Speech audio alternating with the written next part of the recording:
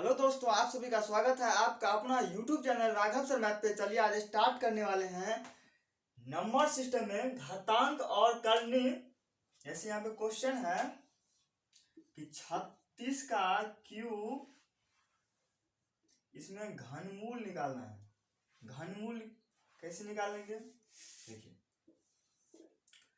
दो दूनी 4, 4 तिया 12, 12 तिया 36।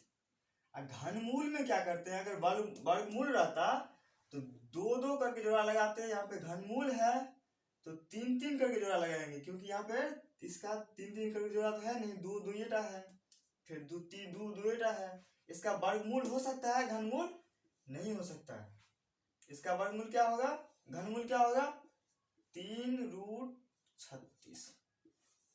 इसका घनमूल क्या होगा? 3√36। इसका अगर वर्गमूल निकालना रहता, 36 का वर्गमूल निकालना रहता, क्या करते? 2 दूनी 4, 4 तिया 12, 12 तिया 36। अगर इस करनी में कुछ नहीं है तो दो छिपा हुआ है। अगर इसमें कुछ नहीं है तो दो छिपा हुआ है। दो छिपा हुआ तो दो दो करके लेंगे। देखिए, दो का पेयर, दो को सेम संख्या में से एक सेम संख्या ले लेंगे, फिर तीन को दो को है तो एक ले लेंगे, 2 तिया 6। इसको आप ऐसे ही बना सकते हो। देखिए, 36 का 6 गुने 6, रूट 6 गुने 6। इसमें से दो को में से एक ले सकते हैं। कितना निकल आ गया? 6। यहाँ भी 6।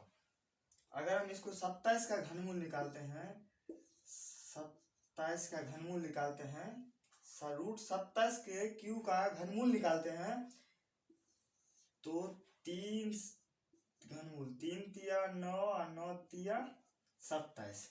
इसमें तीन तीन करके पेयर है। देखिए, यहाँ पे 3 है तो तीन तीन की संख्या एक साथ लेंगे। दो गो रहता है तो दो संख्या करके लेते हैं, चार गो रहता है चार संख्या करके ऐसे ही करके लेंगे। तो तीन गो में से एक गो लेंगे, कितना निकल के आ गया? 3। 27 का घनमूल कितना है? 3।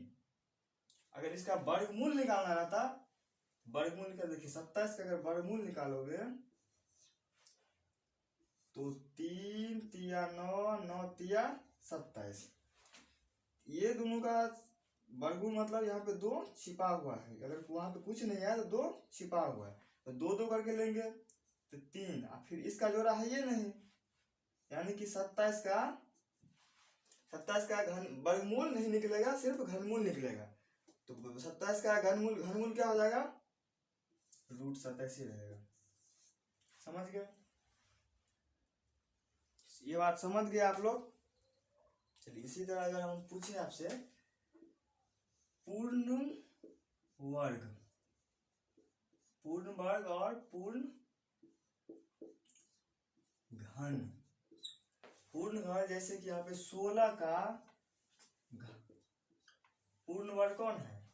ये 4 का स्क्वायर है 16। ऐसे यहाँ पे 64 है, 64 का स्क्वायर कौन है? 8 का वर्ग है 64।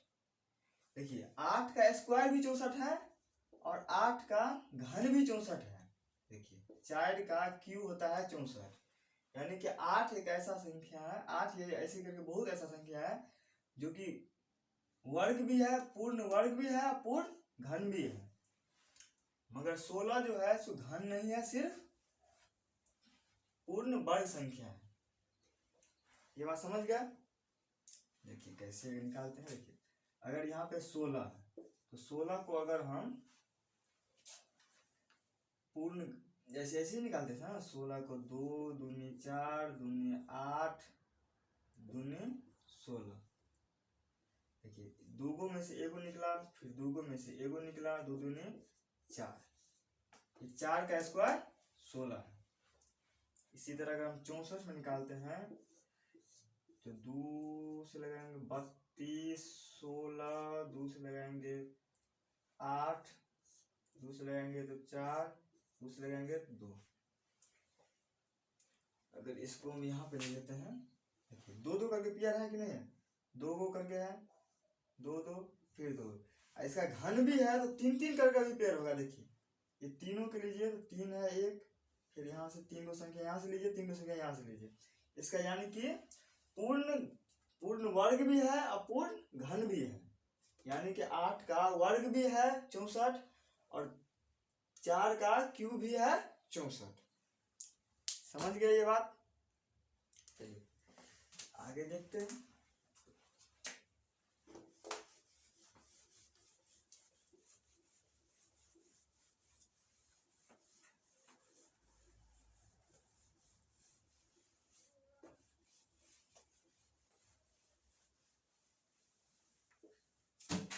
अगर हम आपसे पूछें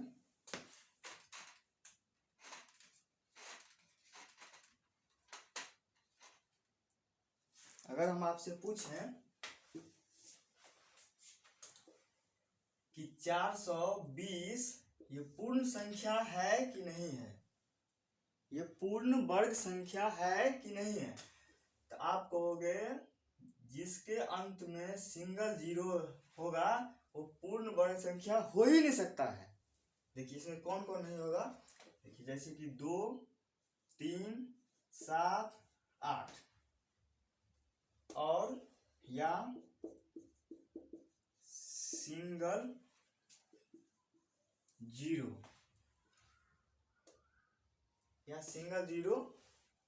पूर्ण वर्ग संख्या नहीं होगा। जैसे सिंगल जीरो है तो वह पूर्ण वर्ग नहीं होगा। अगर जिसके अंत में 2, 3, 7, 8 या सिंगल जीरो है वो पूर्ण वर्ग संख्या नहीं है।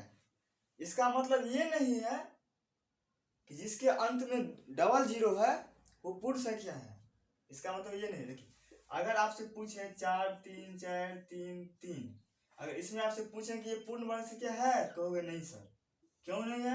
आपने यहाँ पे याद किया हुआ है कि 2, 3, 7, 8 या सिंगल जीरो रहेगा तो पूर्ण वर्ग संख्या नहीं है। जैसे आपसे पूछे हम 480, इसमें लास्ट में सिंगल जीरो है, ये पूर्ण वर्ग संख्या नहीं है।